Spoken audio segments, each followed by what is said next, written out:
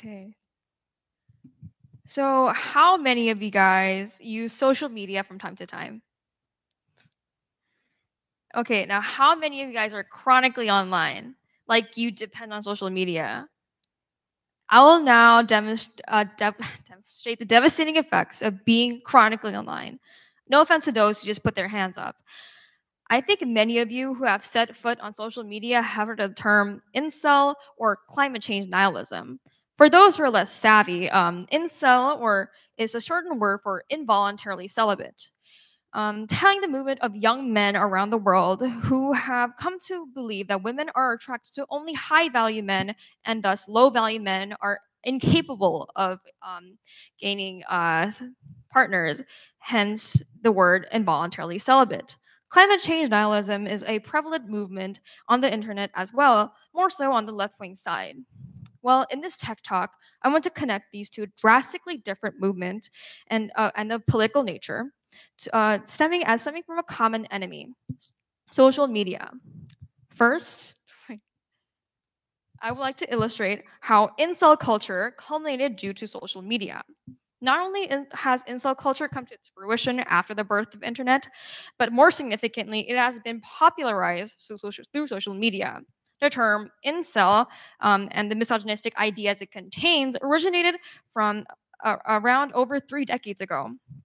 And it has also been said that the terminology originated from a woman who wanted to share her experience regarding her lack of sexual encounters, rather than the hub for perpetuating patriarchal ideas. In addition, our world was more patriarchal in the past. Hence, it is clear that this movement is a product of social media. Similarly, um, the idea that our Earth is rapidly changing and heating up has been around for decades, but the formation of the subculture has been primarily dedicated to being nihilistic about the fate of our planet was achieved through social media. I believe that this increase in nihilism, due to the overexposure of content, is not only is due to the overexposure of content. Not to be a phone bad, book good kind of a person, but there is a dramatic increase in the quantity of information that we are consuming on this modern age. It is said that the average person consumes about 10 to 8 hours of content on a daily basis. And that is significant departure from what we were consuming about 100 years ago. Not only are you consuming more media, the big thing is that now you are seeing more devastation around the world.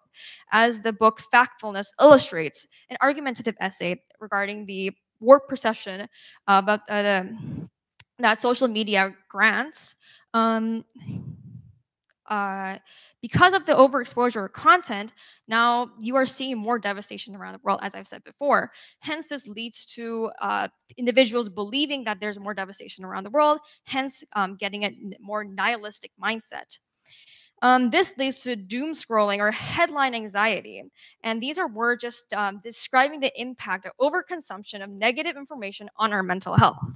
There has been several medical studies that have proven this phenomenon, demonstrating a direct correlation between increased exposure to depressing content and the further demonstration of post-traumatic stress disorder or PTSD-related symptoms. So it is not surprising that increased internet use with incel culture it is not surprising that we are getting more nihilism in our world through the advent of social media. With incel culture being correlated to more contact with political extremists and wealth disparity and climate change nihilism caused due to more exposure to news outlets reporting on um, certain natural disaster related to climate change. Sorry. Okay, now we have come to the conclusion that social media and the dependence on the internet has a significant impact on our outlook on the world. But how do we deal with it?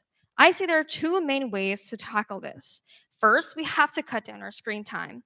I know this is a bit of a repeated statement in our modern world, but the decreased use of technology has been proven to improve mental and physical health. In addition to all these benefits, not being on your phone or your computer will allow you to see less extreme and vulgar content that will improve your mental health in the long run. So, spending less time on your screen and actually touching some grass will be a viable solution. But I say not just using your phone is enough. Mental health is not clear cut, And you can't just immediately get better through a simple solution. Trust me, I know. So it is important that we also adopt or simply understand the core beliefs of optimistic nihilism. I emphasize the importance of this belief as it is true that our world is in jeopardy due to global warming and our world is deeply unequal. However, optimistic nihilism and attempting to alter your mindset to this belief will enable you to appreciate the beauty of everyday life without being completely ignorant to the world around you. Optimistic nihilism does sound like an oxymoron, and I thought the same when I first heard it. How can you be optimistic when you're like believe that the world is completely pointless? Well, for me, I understood it as since everything doesn't matter, you get to focus on the good things in life and just do whatever you want. I understand that this shift in thinking is incredibly difficult, and if you're in a tough spot, you will need some good friends and, of course, some therapy. But I assure you, this shift in thinking has changed my perception in life, and I think it can change yours as well. I don't hope to make you a new person after you leave this TED talk, but I hope my talk today has allowed you to recognize your nihilistic thoughts and walk down a path of maintaining good mental health in our modern world. Thank you.